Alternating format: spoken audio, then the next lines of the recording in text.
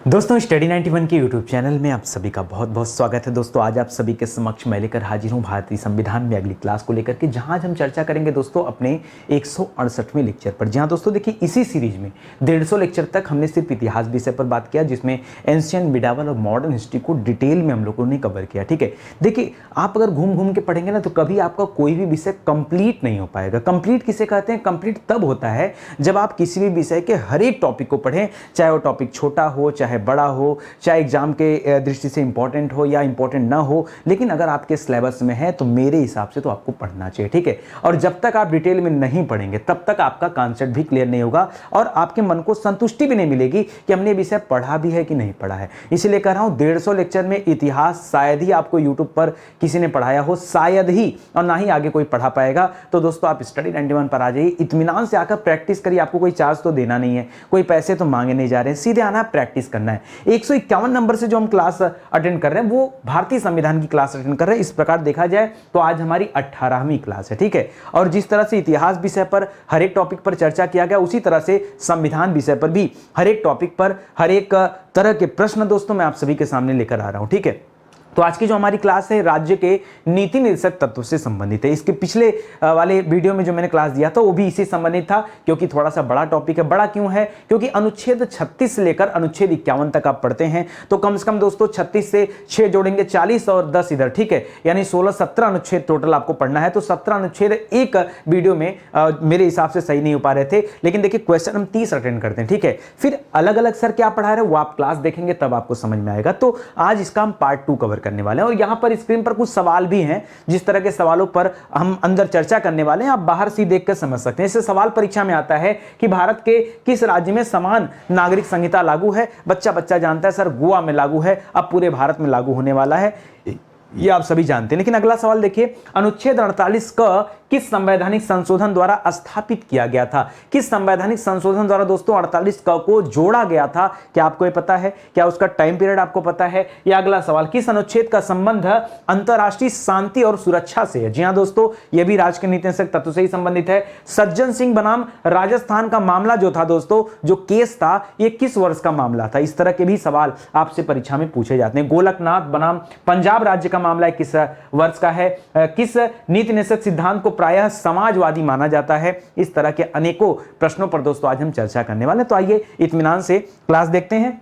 और अगर आज की क्लास आप देख लेते हैं, देखिए अभी हमारा 5000 सवाल भी पूरा हो गया है। ठीक है, मैं बार बार आपसे कहता था कि आप हमारी सीरीज के साथ जुड़िए, कब 2000, 4000, 5000 सवाल पूरे होंगे आपको पता नहीं चलेगा। और देखिए आज वो दिन आ गया जब हमारे 5000 सवाल पूरे हो गए हैं। आज की क्लास अगर आप अटेंड करते हैं तो 5011 से लेकर 5040 तक के सवालों पर चर्चा करने हम चल रहे हैं। ठीक है, धीरे धीरे दोस्तों 10,000 भी कंप्लीट हो जाएंगे और आपको पता नहीं चलेगा। देखिए स्टडी 91 के प्लेटफॉर्म पर आप लोगों के डिमांड पर दोस्तों हमने यहां पर फाउंडेशन बैच स्टार्ट किया है, जिसमें सबसे पहले मॉडर्न हिस्ट्री का फाउंडेशन बैच स्टार्ट किया। मॉडर्न हिस्ट्री क्यों? क्योंकि दोस्तों आपके परीक्षा में जो वेटेज है ना वो मॉडर्न हिस्ट्री का काफी ज्यादा है, यहां से प्रश्न बहुत ज्यादा पूछे जाते हैं। मैं कह रहा हूं एक बार आप बैच ज्वाइन करके देखो, आपको लगेगा कि आज तक इतिहास आपने पढ़ा ही नहीं था। ठीक है, आप ज्वाइन करके देखो। यहां पर दोस्तों पॉलिटी का भी न्यू बैच आ रहा है। ठीक है, तो आप इसे भी ज्वाइन कर सकते हैं। बाकी हिंदी का जो बैच है दोस्तों तो काफी समय से चल रहा है, बहुत शानदार बैच है। और यूपी स्पेशल का बैच दोस्तों, ये भी एक नया बैच लेकर आ रहा हूं ताकि यूपी स्पेशल के सवाल भी आपसे गलत ना होने पाए। कोई भी इंक्वायरी चाहिए, कुछ भी पूछना है तो हमारा हेल्पलाइन नंबर है,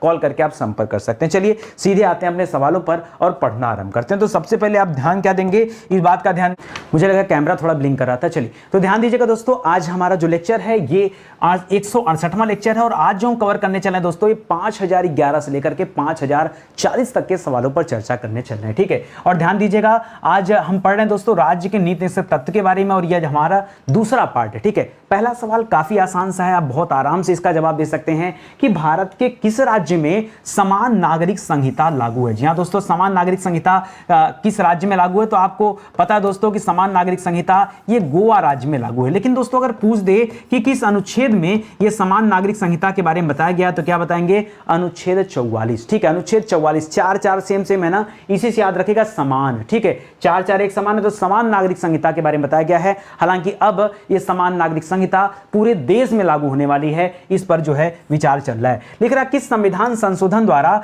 6 साल की आयु होने तक बच्चों की देखभाल और शिक्षा का जिम्मा शिक्षा का जिम्मा, ये जिम्मा किसका दोस्तों, राज्य का है। ये किस अनुच्छेद में दिया गया है दोस्तों, तो ये दिया गया है अनुच्छेद 45 में। अच्छा, पूछ रहा किस संविधान संशोधन द्वारा ना, तो याद रखेगा यहां पर 86वां संविधान संशोधन हुआ था। कौन सा, 86वां संविधान संशोधन हुआ था। ये हुआ था दोस्तों सन 2002 में, ठीक है। इस 2002 के संविधान संशोधन के द्वारा क्या किया गया है, जोड़ा गया है किसे, कि 6 वर्ष से कम आयु के बच्चे अगर हैं तो उनको दोस्तों शिक्षा का, या 6 वर्ष की आयु पूर्ण होने तक अगर बात की जा रही है तो शिक्षा का जिम्मा किसका है, ये जिम्मा राज्य का है। देखिए, अगर राज्य को लोक कल्याणकारी बनना है तो ये चीजें आवश्यक हैं। लिख रहा है राज्य के नीति निश्चित सिद्धांतों में किस आयु तक के बच्चों को निःशुल्क एवं अनिवार्य शिक्षा का प्रावधान दिया गया है, तो याद रखिएगा यही अनुच्छेद क्या है दोस्तों, 45। ध्यान दीजिएगा 45, ठीक है।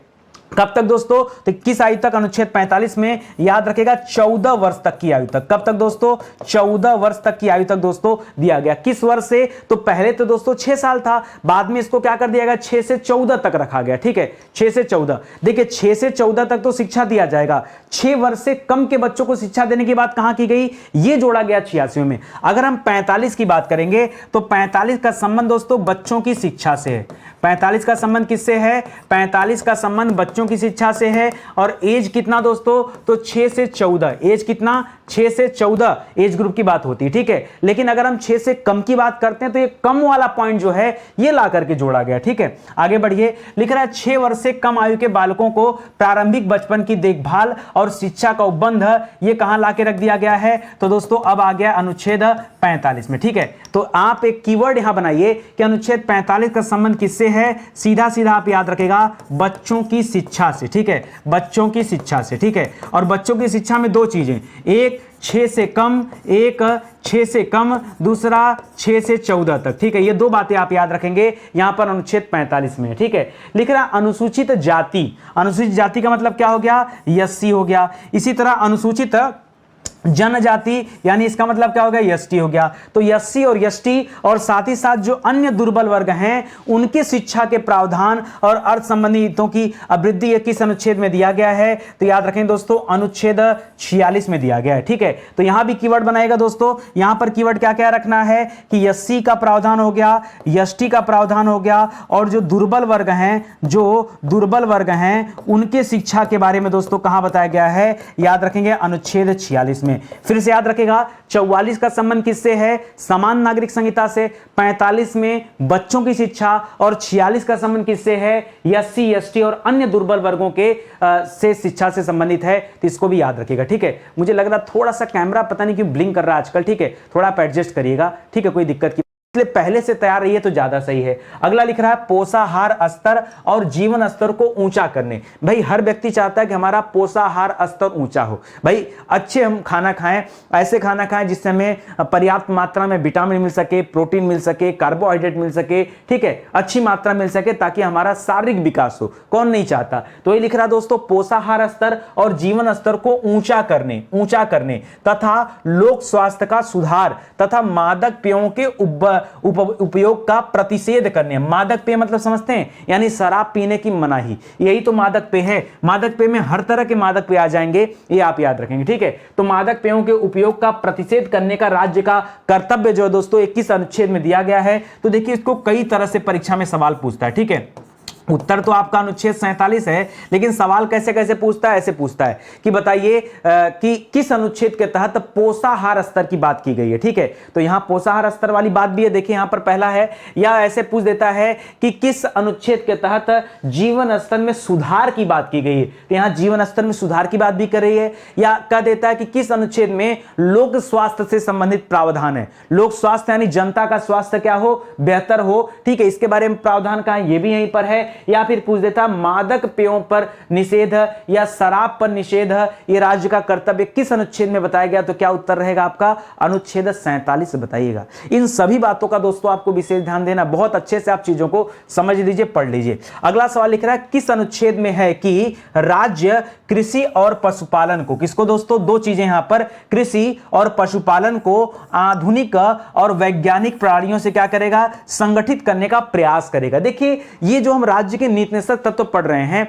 ये न्यायालय द्वारा प्रवर्तनीय नहीं है, मतलब हर राज्य माने ये उसके लिए अनिवार्य नहीं है, ये राज्य की इच्छा पर है। कोई राज्य अगर कल्याणकारी राज्य बनना चाहता है तो ये सारी चीजें अगर वो फॉलो करता है तो कल्याणकारी राज्य बन सकता है, इसलिए बनना ना बनना ये उसके हाथों में है। तो यही लिख रहा है दोस्तों कि राज्य क्या क्या करने का प्रयास करेगा, तो जो कृषि है, जो पशुपालन है, उसमें टेक्नोलॉजी लाने का प्रयास करेगा ताकि कम समय में कम मेहनत से ज्यादा उत्पादन हो सके, ज्यादा फायदा हो सके। इसके बारे में चीजें कहां बताई गई दोस्तों, तो ये अनुच्छेद 48 में बताया गया। कहां बताया गया, अनुच्छेद 48 में। एक एक बातें याद रखेंगे। क्या 48 में याद रखेंगे, 48 में याद रखेंगे पशुपालन और कृषि, इसको आधुनिक करने की बात की गई, ठीक है। बाद में दोस्तों 48 क भी लाकर जोड़ा जाता है। एक सवाल और देखिए, करा गौवध पर। गौवध मतलब समझते हैं ना, गौवध का मतलब होता है गौ हत्या। गौवध का मतलब क्या हो गया दोस्तों, गौ हत्या। लिख रहा है गौ हत्या पर केंद्र सरकार को कानून बनाने का जो संवैधानिक अधिकार है दोस्तों, ये संवैधानिक अधिकार किस अनुच्छेद में दिया गया है, तो इसके बारे में दोस्तों कहां बताया गया, सीधे 48 में ही बताया गया, ठीक है। अनुच्छेद 48 देखिए, अनुच्छेद 48 का संबंध है, यहां आपने पढ़ा पशुपालन से। किससे दोस्तों, पशुपालन से है। तो पशुपालन में गौ आ जाएगी कि नहीं, गाय का पालन तो हमारे देश में सबसे ज्यादा होता है, गाय भैंस मुर्गी बकरी ये सब सबसे ज्यादा पाले जाते हैं। तो याद रखेंगे यहां पशुपालन में गौ हत्या निषेध की बात की गई। तो सवाल आता परीक्षा में कि गौ हत्या निषेध ये किस अनुच्छेद में बताया गया है, तो क्या बताएंगे आप लोग, अनुच्छेद 48 में बताया गया। बाद में लाके 48 क जोड़ा गया, और 48 क किस बारे में है, तो पर्यावरण से संबंधित है। सवाल पढ़िएगा, लिख रहा किस अनुच्छेद में है कि राज्य गायों और बछड़ों तथा अन्य दुधारू और वाहक पशुओं की नस्लों के परिरक्षण और सुधार के लिए उनके वध का निषेध करेगा या प्रतिषेध करेगा। दोस्तों यही बात तो हमने पीछे पढ़ा था, अनुच्छेद 48 में ही बात तो पढ़ा कि अनुच्छेद 48 दोस्तों दो चीजों से संबंधित है, एक तो कृषि से संबंधित है, दूसरा पशुपालन से संबंधित है। कृषि हो गया, पशुपालन हो गया, दूसरा सीधे सीधे कह दें गौ हत्या। क्या कहते हैं दोस्तों, गौ हत्या निषेध, ठीक है, इससे संबंधित है। ये 3 पॉइंट अगर आप यहां याद रखते हैं तो हमेशा अनुच्छेद 48 आपके दिमाग में बना रहेगा, ठीक है। अगला सवाल लिख रहा पर्यावरण का संरक्षण, ये बाद में लाके जोड़ा गया, पहले नहीं था। लिख रहा पर्यावरण का संरक्षण तथा संवर्धन यानी उसका विकास, वन तथा वन्य जीवों की रक्षा, उस पर्यावरण के अंतर्गत रहने वाले जीवों की रक्षा, ये सारी बातें कहां बताई गई हैं, तो दोस्तों इसको अनुच्छेद 48 क में रखा गया। 48 क में क्यों, क्योंकि शुरू में नहीं था ना, इसको बाद में लाके जोड़ा गया। 48 क को बाद में जोड़ा गया है। फिर अगला सवाल आपके मन में, सर किस अनुच्छेद के तहत इस 48 क को जोड़ा गया, इसे तो बता दीजिए। हाँ, तो ये आपके लिए अच्छा सवाल है। लिख रहा अनुच्छेद 48 क किस संवैधानिक संशोधन द्वारा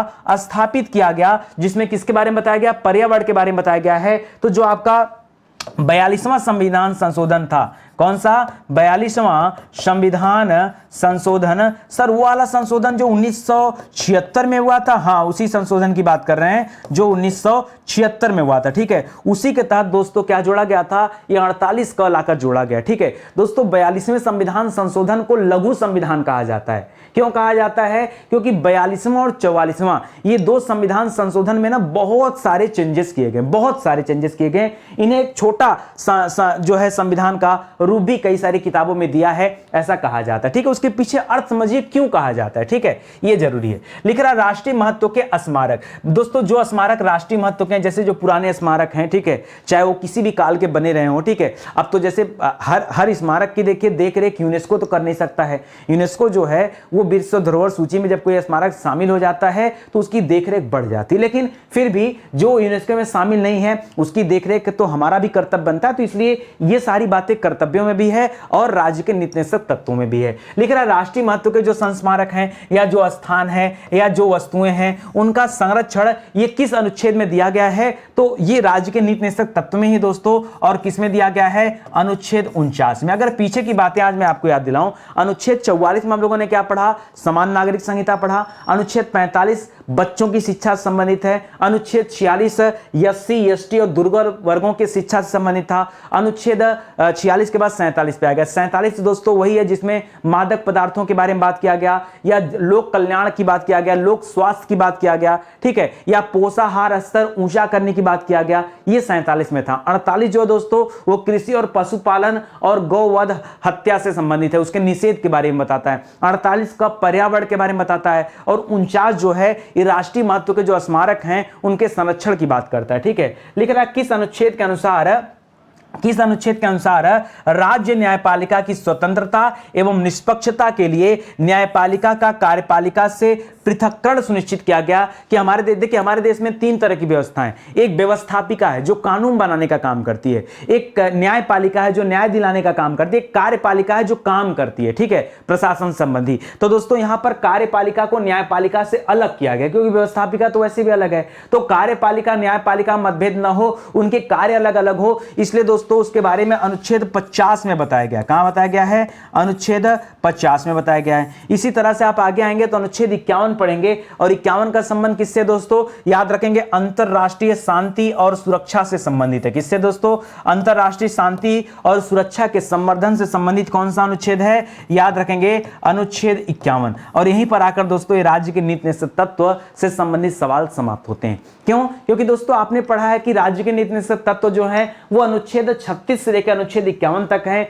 भाग 4 में दोस्तों इसके बारे में व्याख्या किया गया। ठीक है, तो भाग 4 यहीं समाप्त होता है, अनुच्छेद 51 तक। लेकिन अब हम और क्या पढ़ने वाले हैं? हमारे पास और भी अच्छे सवाल है, जरा सुनिएगा। लिख रहा अनुच्छेद 335, शायद जिसके बारे में आपने ना सुना हो, अनुच्छेद 335, 350 का और 351 को न्यायालयों ने किस श्रेणी में रखा है दोस्तों? तो देखिए ये अनुच्छेद तो अलग हैं, लेकिन उसके बावजूद भी न्यायालय कहता है कि राज्य के नीति निदेशक तत्व की श्रेणी में, राज्य के नीति निदेशक तत्व की श्रेणी में। सवाल ऐसे भी पूछ लेता है कि नीति निदेशक तत्व की श्रेणी में अन्य कौन से अनुच्छेद हैं? तो क्या बताएंगे? अनुच्छेद 335 है, अनुच्छेद 350 का है और अनुच्छेद 351 है। ये बहुत इंपॉर्टेंट दोस्तों, इसको याद रखेंगे। लेकिन आपके मन में एक सवाल और आ रहा होगा कि सर ऐसा क्यों कहा गया कि राज्य के नीति निदेशक तत्व हैं? देखिए अगर आपने पढ़ा होगा राज्य के नीति निदेशक तत्व किससे संबंधित है, तो याद रखेगा ये राज्य को कल्याणकारी बनाने से संबंधित है। किससे संबंधित है? राज्य को कल्याणकारी बनाने से संबंधित है। तो याद रखेगा ये जो अनुच्छेद है दोस्तों, इनका भी संबंध किससे है? राज्य को कल्याणकारी बनाने से ही है। इसलिए दोस्तों इनको आप ध्यान रखेंगे। ठीक है, आइए मैं आपको बताता हूं कि कैसे। तो यहां पर दोस्तों कम से कम एक अनुच्छेद की चर्चा तो हम लोग कर ही लेते हैं। जैसे आपका लिखा अनुच्छेद 335, तो मुद्दा आता है कि अनुच्छेद 335 में दिया क्या गया है। तो अनुच्छेद 335 में सेवाओं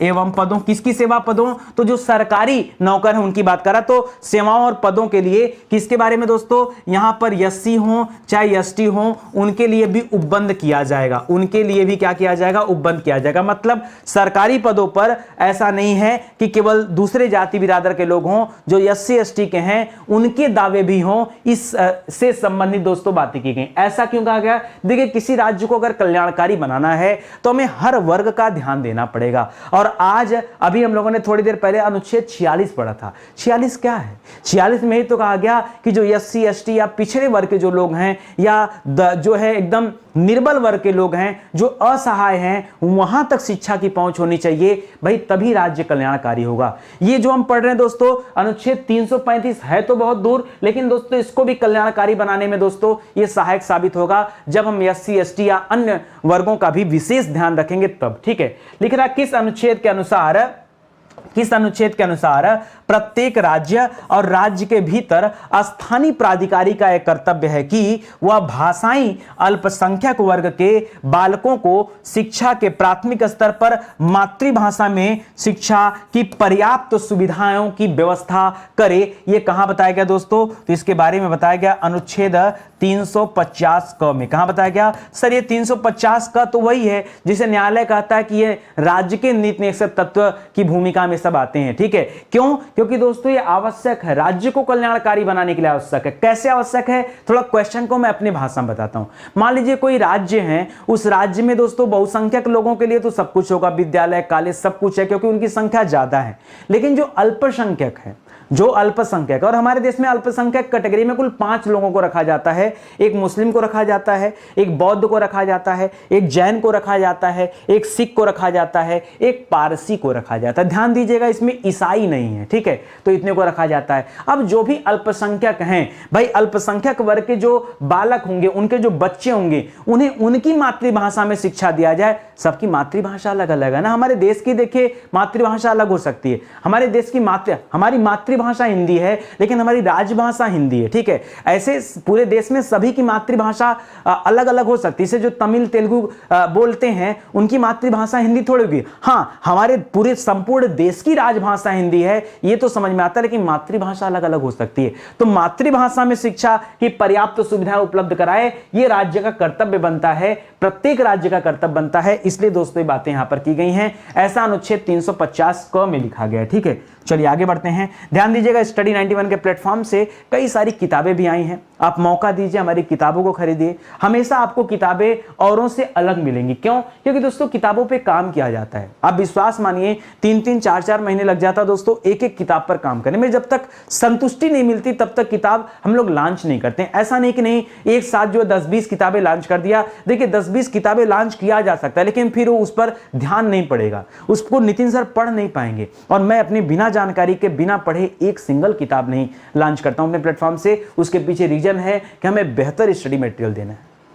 आप देख रहे होंगे यूट्यूब चैनल पर चाहे तो दिन भर दोस्तों 10-20 क्लास लगाई जा सकती है, लेकिन क्वालिटी के ऊपर काम करना है, कंटेंट के ऊपर काम करना है, तो थोड़ा सा समय लगेगा। ये आप बड़ी ईमानदारी से जानते हैं। देखिए आप पढ़ रहे होंगे स्टडी 91 पर समय लग रहा है ना। देखिए अगर आप क्वालिटी पढ़ेंगे तो समय तो लगेगा, और नहीं क्वालिटी चाहिए तो 10-20 लेक्चर में इतिहास संविधान सब खत्म हो जाता है, ठीक है। और यहाँ पर अभी हम 16 लेक्चर 18 लेक्चर पे आ चुके हैं और पढ़ के आ रहे हैं राज्य के नीति से तत्व, पूरा संविधान पढ़ा है अभी, ठीक है। अभी तो अनुच्छेद 51 तक पहुंचना है 395 तक। आप पूरा पढ़ाएंगे क्या सर? और क्या, मेरी क्लास में कुछ अधूरा नहीं रहता है, ठीक है। ये हमारा हेल्पलाइन नंबर दोस्तों। किताबें ऑनलाइन ऑफलाइन हर तरीके से अवेलेबल हैं, आप जैसे चाहें ले सकते हैं। सर कैश ऑन डिलीवरी मिलेगा क्या? बिल्कुल मिलेगा। आप फ्लिपकार्ट से चले जाइए, ऑर्डर कर लीजिए, मीशो से ऑर्डर कर लीजिए, अमेजन से ऑर्डर कर लीजिए। हर जगह दिया गया किताबें लिंक की गई हैं, वहां से भी परचेज कर सकते हैं, ठीक है। चलिए आगे बढ़ते हैं। अगला सवाल लिख रहा है किस अनुच्छेद के अनुसार संघ का, संघ मतलब क्या हो जाएगा दोस्तों? संघ का तात्पर्य किससे है? केंद्र से। लिख रहा है संघ का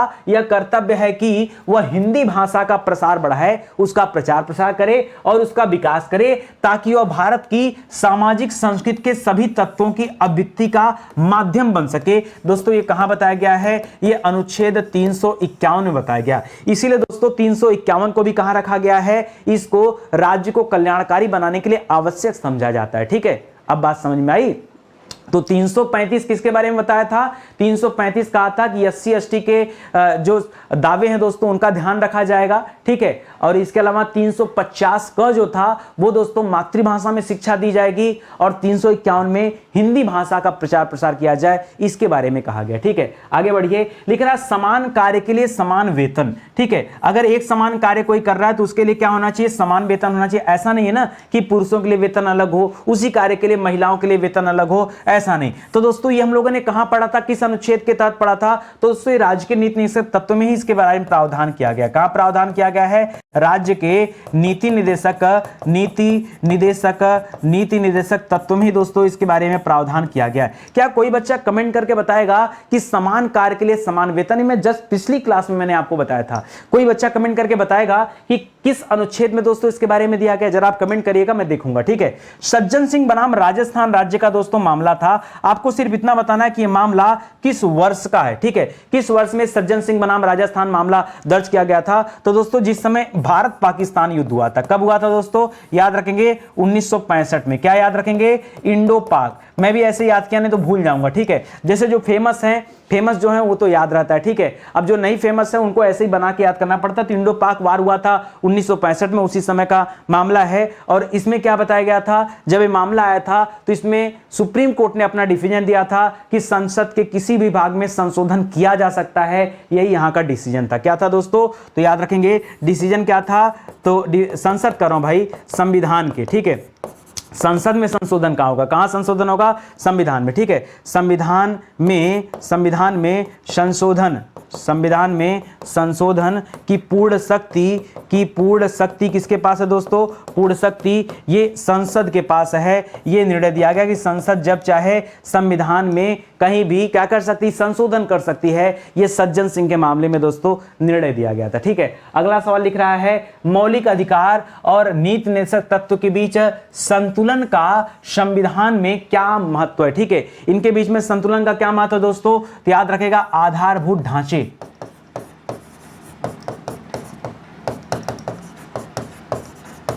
का हिस्सा, ठीक है, देखिए हम लोगों ने क्या पढ़ा, बड़ा ध्यान से पढ़ेगा सवाल क्या पूछ रहा है। सवाल कर रहा है कि मौलिक अधिकार, मौलिक अधिकार के बारे में कहां बताया गया, तो हमने पढ़ा मौलिक अधिकार के बारे में भाग 3 में दोस्तों बताया गया और अनुच्छेद 12 से लेकर 35 में बताया गया। उसी तरह से राज्य के नीति निषेध तत्व के बारे में भाग 4 में बताया गया और 36 से लेकर 51 तक में बताया गया। ये दोनों, पहली बात तो दोनों ही क्या हैं, हमने पिछली क्लास में पढ़ा था कि दोनों ही एक दूसरे के पूरक हैं। क्या पढ़ा था, दोनों ही एक दूसरे के क्या हैं दोस्तों, एक दूसरे के पूरक कहे जाते हैं, पूरक हैं। मैंने एग्जाम्पल भी दिया था, जिस तरह से पेट्रोल और गाड़ी एक दूसरे के पूरक हैं कि दोनों के बिना एक दूसरे का महत्व नहीं है, उसी तरह से मौलिक अधिकार और राज्य के नीति निषेध तत्व ये क्या है, एक दूसरे के पूरक हैं। और याद रखेगा ये दोनों मिलकर संतुलन कैसे बनाते हैं, क्यों, क्योंकि ये दोनों आधारभूत ढांचे के हिस्सा हैं। कैसे हिस्सा हैं, मूल अधिकार तो वैसे भी जानते हैं दोस्तों, मूल अधिकार को हम ढांचा मानते ही मानते हैं।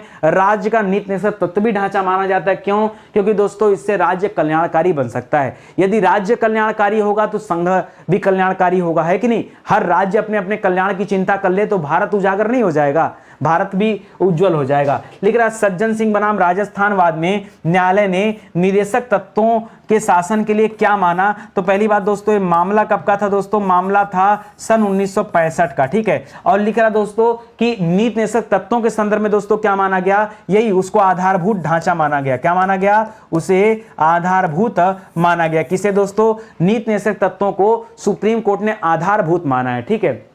लिख रहा भारत के संविधान में अंतर्राष्ट्रीय सुरक्षा को प्रोत्साहन देना ये कहां है, तो दोस्तों हमने क्या क्या पढ़ा है, अंतर्राष्ट्रीय सुरक्षा ही नहीं अंतर्राष्ट्रीय शांति भी पढ़ा है। और इसके बारे में कहां बताया गया है, तो हमने पढ़ा है दोस्तों अनुच्छेद 51 में। कहां पढ़ा दोस्तों, अनुच्छेद 51 में अंतर्राष्ट्रीय शांति और सुरक्षा की बात की गई है, ठीक है। चलिए और आगे आ जाइए, अगला सवाल करते हैं। अगला लिख रहा है गोलकनाथ बनाम पंजाब राज्य का जो मामला था ये किस वर्ष का मामला था, ठीक है। सीधे सीधे वर्ष बताना दोस्तों, गोलकनाथ बनाम पंजाब का मामला ये दोस्तों 1967 का मामला है, ठीक है। इसमें भी दोस्तों सुप्रीम कोर्ट का वही डिसीजन आया कि संसद क्या कर सकती है, संशोधन करने के लिए सर्वोपरि संस्था है। रंजन द्विवेदी बनाम भारत संघ मामले में न्यायालय ने किसके समन्वय पर बल दिया दोस्तों, तो यहां पर दो चीजों पर बल दिया गया है, एक तो मौलिक अधिकार पर बल दिया गया, ठीक है, मौलिक अधिकार के समन्वय पर, मौलिक अधिकार के समन्वय पर, और दूसरा किस पर दोस्तों, दूसरा राज्य के नीति निषेध तत्व पर। किस पर दोस्तों, राज्य के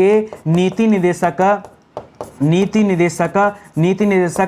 तत्व पर दोस्तों बल दिया गया। इसी तरह से एक मामला है दोस्तों रणधीर सिंह बनाम भारत संघ का मामला। दोस्तों जब पेपर कभी कठिन करना होगा तो ऐसे ही सवाल पूछ लेगा कि बताइए रणधीर सिंह का मामला ये किस वर्ष से संबंधित है, तो क्या बताएंगे 1982 से। जी हां दोस्तों, रणधीर सिंह का मामला किससे संबंधित है, 1982 से संबंधित मामला है, ठीक है। ये इन सभी मामलों में दोस्तों किसके बारे में चर्चा किया गया, तो राज्य के नीति निषेध तत्वों के बारे में ही संबंधित रहे हैं सब, ठीक है। लिख रहा भारत के संविधान का कौन सा भाग नागरिकों को आर्थिक न्याय, जी हां दोस्तों बहुत अच्छा सवाल है, आर्थिक न्याय कौन सा भाग प्रदान करता है, तो दोस्तों राज्य का नीति निषेध तत्व ही है। कौन सा दोस्तों, राज्य का नीति निषेध तत्व जो है, राज्य के नीति निदेशक तत्व ये आर्थिक न्याय प्रदान करते हैं। कैसे दोस्तों, अच्छा एक बात बताइए, कहीं कहीं पर हमने ये कहा कि भाई निःशुल्क विधिक सहायता दिया जाएगा, आर्थिक वाली बात है कि नहीं।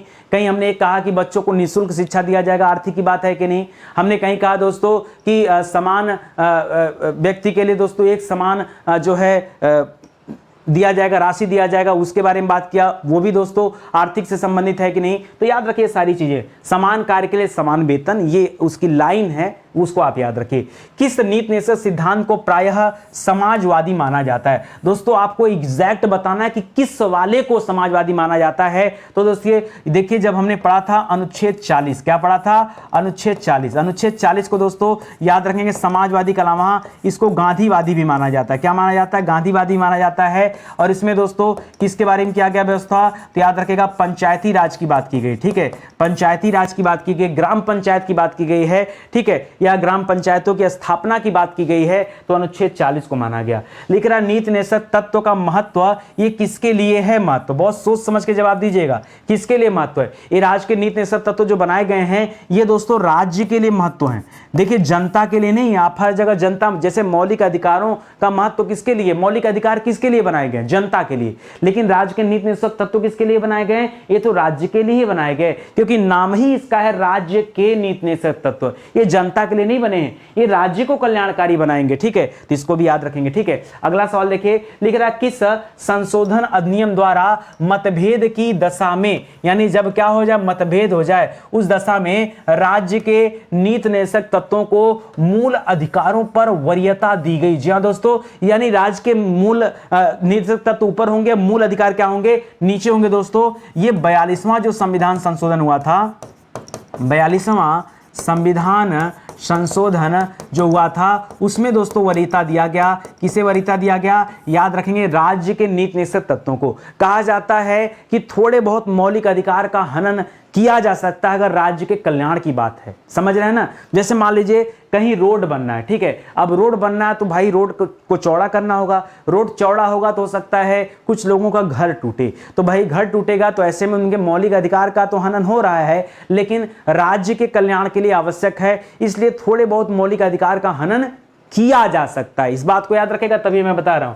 लिख रहा किस अनुच्छेद द्वारा निम्न दुर्बल वर्गों को शिक्षा संबंधित बातें की गई है? तो निम्न दुर्बल वर्गों के साथ दोस्तों यहां एससी की भी बात की गई थी, एसटी की भी बात की गई थी। हम लोग याद करें दोस्तों अनुच्छेद 46 को, 45 में बच्चों की शिक्षा और 46 में एससी एसटी और निर्बल दुर्बल वर्गों के लिए दोस्तों शिक्षा का प्रावधान किया गया है। यह अनुच्छेद 46 से संबंधित है कि नहीं, जो पीछे आपको पढ़ाया गया। तो दोस्तों ये सारी बातें आप याद रखेंगे, यही आपके सवाल हैं और यहीं पर हमारे राज्य के नीति निषेध सिद्धांत से संबंधित जो प्रश्न हैं वो समाप्त होते हैं। देखिए स्टडी 91 के साथ लगे रहेंगे तो दोस्तों मैं कोशिश करता हूं कि चैप्टर का निचोड़ आपको दूं, वो भी बिना उत्तर के। ठीक है, क्योंकि क्वेश्चन आपके सामने आता है तो उत्तर आप सोचते हैं दिमाग से कि इसका जवाब यही होगा। ठीक है, इत्मीनान से आइए, नितिन सर के साथ लग जाइए। मॉर्निंग की जो सीरीज चल रही है बहुत इंपॉर्टेंट है। आज 5000 हुआ है, कल को 7000 होगा, 10,000 होगा, फिर जब 10,000 हो जाएगा ना तो आपके पास सामर्थ्य नहीं बचेगा कि आप एक नंबर से जाके वीडियो देख लें। ठीक है, तो साथ में जुड़े रहिए, अभी बहुत सारे विषय मुझे पढ़ाने हैं। अभी तो इतिहास समाप्त हुआ, संविधान पर हाथ लगाए। संविधान के बाद दोस्तों हम लोग भूगोल पढ़ेंगे। ठीक है, विश्व का भूगोल, भारत का भूगोल, दोनों इसी तरह से पढ़ाऊंगा, आराम से चलते चलेंगे। समाप्त हो जाएगा तो विज्ञान पढ़ा जाएगा, इकोनॉमिक्स पढ़ा जाएगा, इन्वायरमेंट पढ़ा जाएगा, एग्रीकल्चर पढ़ा जाएगा, कंप्यूटर पढ़ा जाएगा, मतलब बहुत सारे सवाल आने हैं, बस आप बने रहिए साथ में। ठीक है, तो चलिए आज का सेशन दोस्तों ही समाप्त होता है। मिलते हैं दोस्तों अगले लेक्चर में। देखिए ये सब किताबें हैं, हैंड रिटन नोट्स हैं दोस्तों, इनको आप परचेज करेंगे तो आपको ऑनलाइन मिलेगा, लेकिन प्रिंट आउट आपको कराना पड़ेगा। ठीक है, प्लस दोस्तों जो किताबें आप परचेज करते हैं वो किताबें अगर ऑर्डर करते हैं तो किताबें आपके घर तक जाती हैं, उनको भी ध्यान रखेंगे। ठीक है, तो चलिए सेशन समाप्त होता है, मिलते हैं अगले लेक्चर में। तब तक के लिए बहुत बहुत धन्यवाद आपका। जय हिंद, जय Bharat, thank you so much.